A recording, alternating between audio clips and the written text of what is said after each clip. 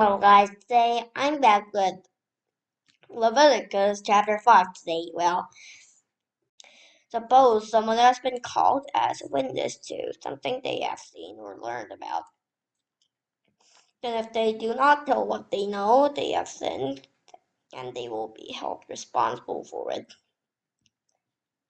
Or suppose someone touches something not clean, it could be the bodies of wild animals or livestock, or it could be the dead bodies of creatures that move along the ground, even though those people are not aware that they touched them. They have become unclean and they are guilty.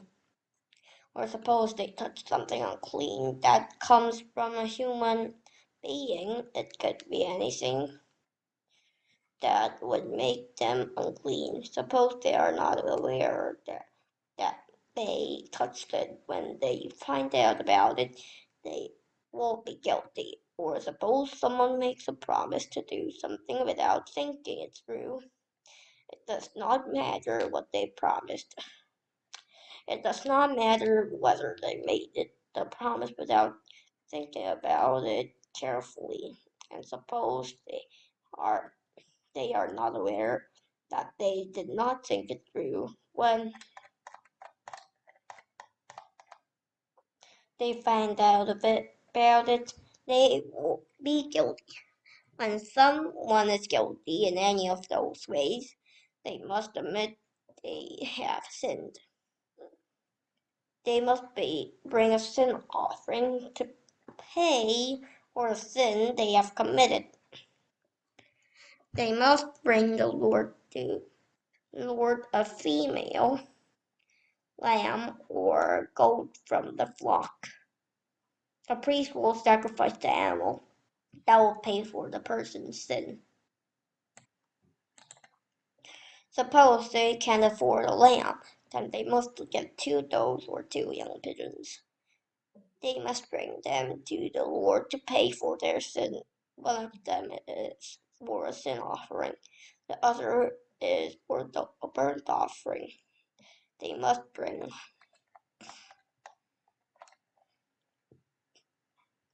them to the priest. The priest will offer the one for the sin offering first. He must twist his head, but he must not twist it off completely. Then he must splash some of the blood of the sin offering against the side of the altar. He must empty out the rest of the blood at the bottom of the altar. It is a sin offering.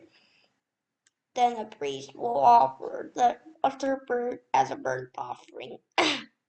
He must do it in the way that law requires. That will pay for the sin they have committed, and they will be forgiven. But suppose they can't afford 2 does or 2 young pigeons, then they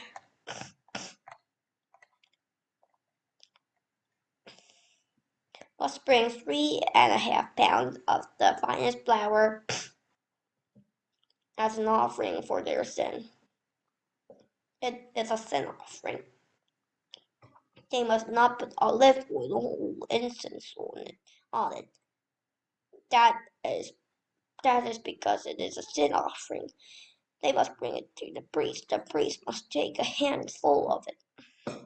He must burn that apart on the altar. It will be a reminder that all good things come from the Lord. The priest must burn it on top of the food offerings presented to the Lord. It is a sin offering. In that way, the priest will pay for any of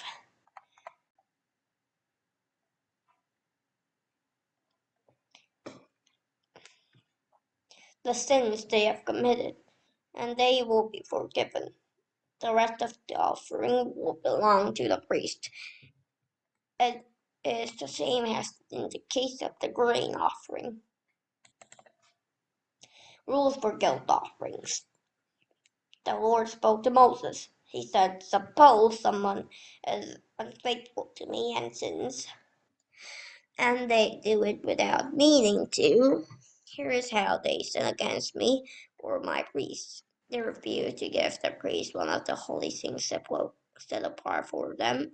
Then they must bring me a ram for the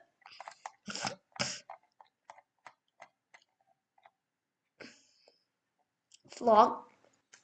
It must not have any flaws.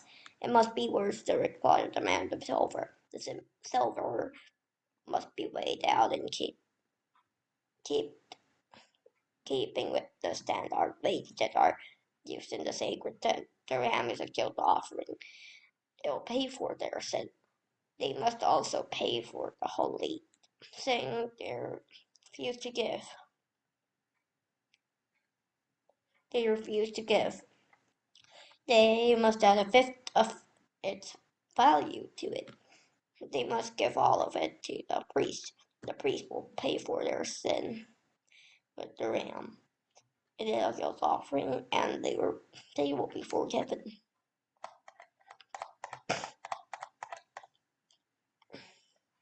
Suppose someone sins by doing something I command them not to do, even though they do not know it, they are guilty.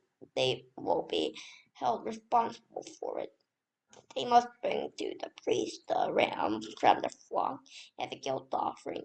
It must not have any flaws, and it must be worth the required amount of money.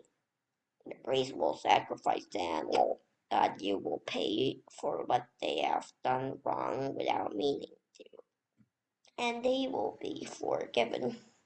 It is a guilt offering. They have been guilty of doing wrong against me. Okay, so we read all the book today. So the summary is like, well, if you still make a big crime, bad crime, like well, if you make a crime in an accident, if you make a big crime or a small crime, you give an offering. God takes it. I'll say, well, that's the summary today. Well, playtime. Dear God, today we learned about Leviticus chapter 5 today. We learned about offerings when you commit a crime, not meaning to do it, and we learned that God takes every offering the same. If you make a big crime, rather a small crime, God always takes the same. And thank you always. Amen.